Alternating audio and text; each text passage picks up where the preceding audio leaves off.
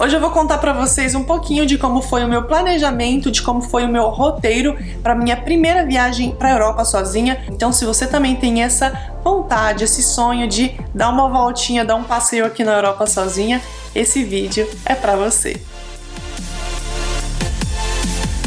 Oi pra todo mundo, sejam muito bem-vindos de volta aqui no meu canal. E você deve estar se perguntando por que essa louca vai falar de viagem se tá todo mundo preso em casa, se a gente não pode sair, se a gente não pode fazer nada.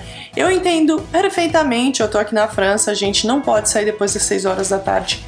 Tem bastante tempo, mas um dos motivos, uma das razões eu vim aqui falar de viagem é exatamente por esse motivo. Como que é a frase? Recordar é viver. Recordar é viver, então por isso que eu tô vindo aqui fazer esse vídeo. E é um vídeo também que faz bastante tempo que eu queria vir aqui dividir com vocês.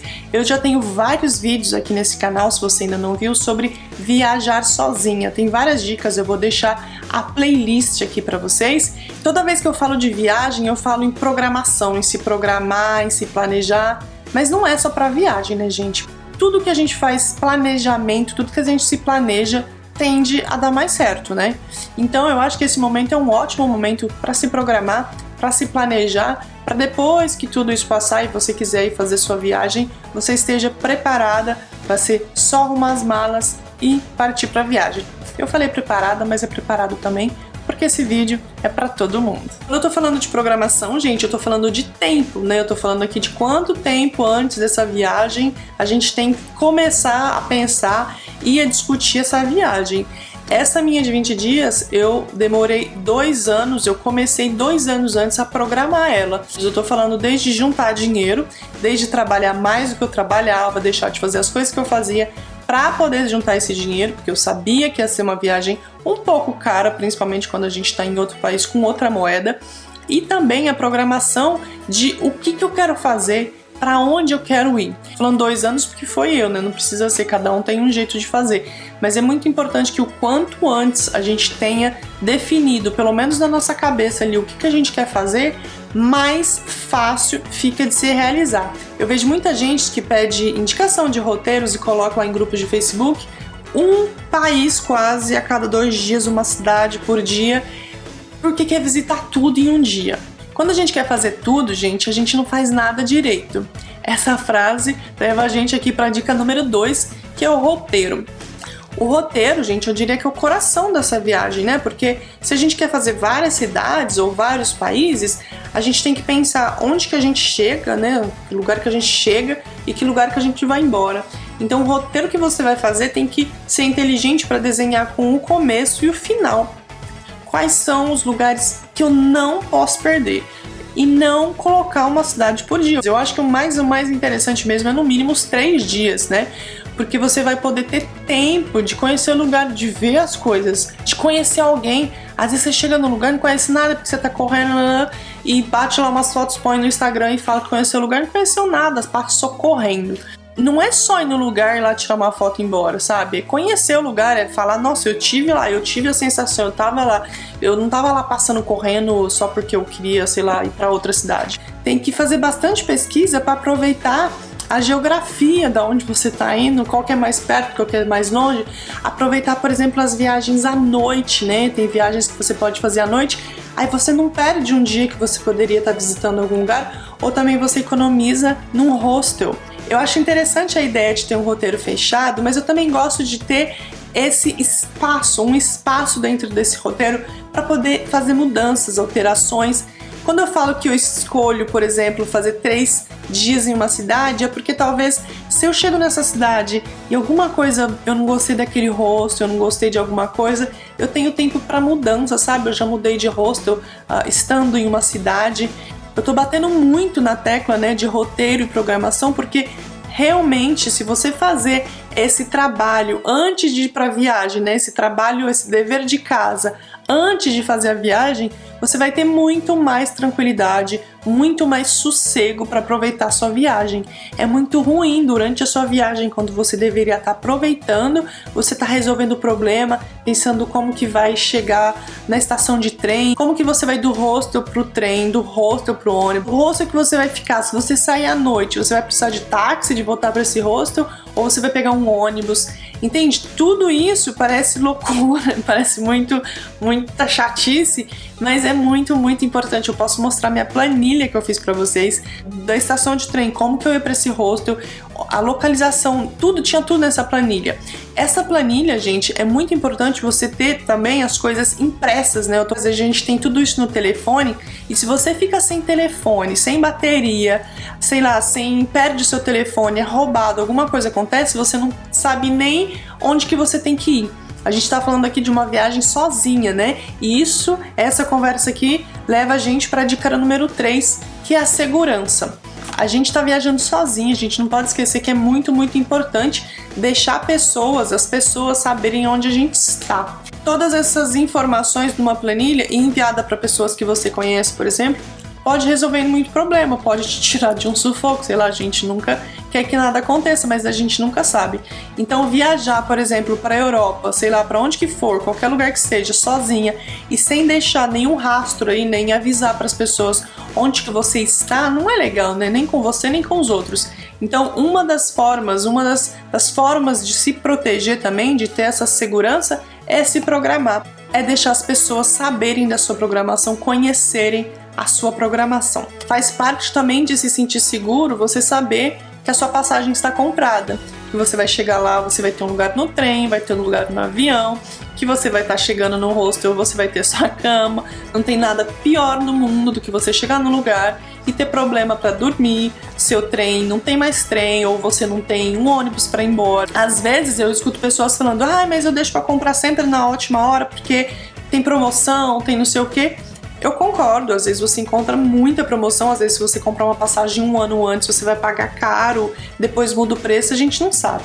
Mas aí é você que vai decidir aí o que é mais importante para você. Para mim, importante é ter a tranquilidade de saber que tá tudo pronto, tudo programado, tudo comprado, que eu vou chegar e aproveitar e que eu não preciso quebrar minha cabeça para saber como que eu vou para outra cidade. Então isso é bem pessoal, mas para mim segurança também é ter essa sensação de liberdade. Eu nunca escolhi, por exemplo, um hostel ou um hotel que fica muito longe. Sempre escolhi coisas, às vezes a gente paga um pouco mais caro, mas que fica mais no centro, para você poder ter essa tranquilidade que você pode, por exemplo, voltar andando, né, para os lugares dependendo de onde você está. Eu sempre falo da escolha de lugar de hostel, gente, mas isso é decisivo para qualquer viagem, assim. Aqui na Europa tem uma coisa que eu acho que eu nunca falei em nenhum vídeo, que é sobre a falta de banheiro público. Sei lá, cidades mais conhecidas do mundo, mais visitadas do mundo, Roma, por exemplo, e você não tem banheiro público. É muito difícil, olha, é quase impossível você encontrar um banheiro público. Em Roma, por exemplo, você tem que ir no restaurante para ir em um banheiro. O que eu tô falando? Por que eu tô falando de banheiro? O que você tá misturando?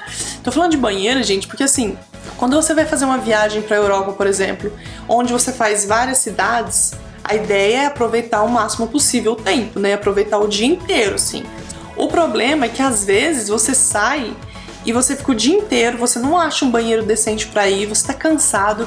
Então eu sempre gosto de ficar em hostel, que fica nos centros também. Uma das razões é porque eu sempre divido o dia em 2. Por exemplo, se eu sei que eu tô em uma cidade por 1 dia, 2 dias e eu quero ver muita coisa, eu sempre volto pro hostel, tomo um banho, vou no banheiro se precisar e volto pra cidade. Não consigo, por exemplo, sair 9 da manhã, sabe, ficar até 10 horas da noite com a mesma roupa, sem tomar um banho, cansada, sem ter num banheiro decente. Então, não que banheiro de hostel é sempre decente, mas é bem melhor do que esses aí que você nem encontra porque nem existe.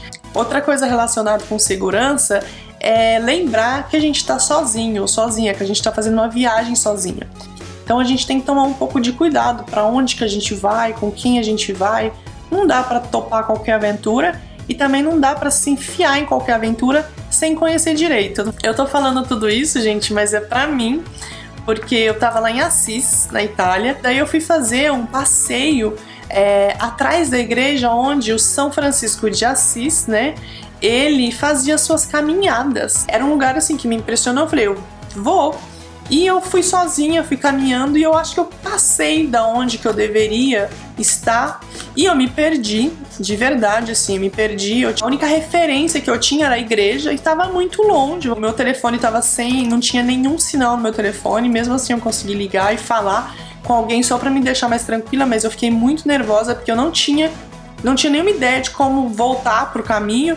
E eu segui um caminho de um riozinho que tinha lá até chegar de volta às oliveiras e voltar pra igreja. Então, eu gosto de uma aventura, eu acho que a gente tem que se aventurar, tem que fazer as coisas, mas quando a gente tá sozinha tem que tomar mais cuidado, né? Eu não tô falando aqui, viajo sozinha, não tenha medo de nada, não tem nada a ver com isso. Inteligente não é não ter medo, inteligente é lidar com medo, né? Saber utilizar ele a nosso favor, porque ele é importante. Eu acho que viajando sozinha a gente tem que pensar 2, 3 vezes onde a gente vai, com quem a gente vai e o mais importante, como que a gente volta. Uma outra coisa que eu queria trazer aqui pra vocês é a língua, né? A gente vai fazer uma viagem pra Europa, quando a gente vai viajar sozinha, a gente tem a ideia, falando isso por experiência própria também, que todo mundo entende a nossa língua. A gente se vira, a gente escuta as pessoas falando, não, mas você se vira e compra um livrinho sabe, um livrinho de bolso que tá tudo certo. Não é bem assim também. Em Assis, por exemplo, não tem ninguém que fala inglês. Eles não têm obrigação nenhuma de falar inglês. Eles estão na Itália, eles têm que falar italiano, é a língua deles. E sou eu que tenho que chegar lá e falar italiano, certo? Mas eu não falo italiano. Aí eu cheguei na rodoviária, eu ia ficar em um mosteiro, que é um antigo mosteiro, era o lugar que eu me hospedei, que era maravilhoso. E daí eu fiquei lá, e pra chegar até lá, gente, foi bem complicadinho mesmo.